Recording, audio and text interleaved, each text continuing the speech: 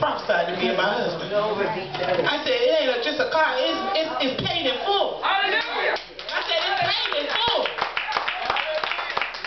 When God gives you something, He gives you a gift, He don't want you to have no regrets about it. That's right. He gave me the Cadillac, but He allowed him to go get a Mercedes. That's the word. That's the word. He went and got him a brand new Mercedes.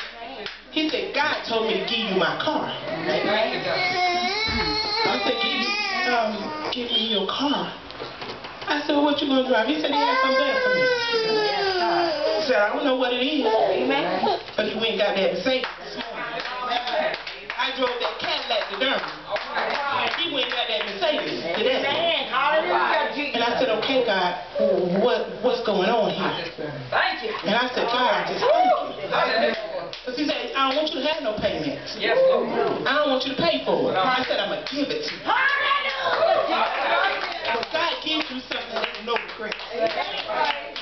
There's no heartache behind it. He just paid the car off last week.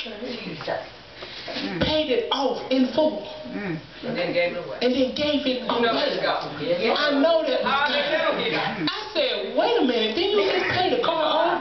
That's what you just said. Glory to God. He said, but God told me to give it to her. He said, I know I promised you a PT Cruise. You're going to get that too.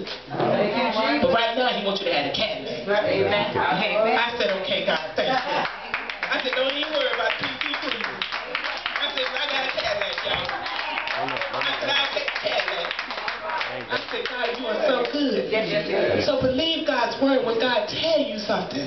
Don't let people talk you out of it.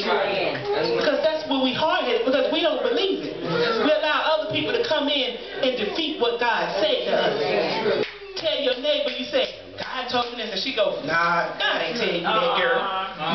You hallucinating. And then you start believing in what she said to you, and stop believing what the man or woman of God spoke to you, who got your best interest at heart.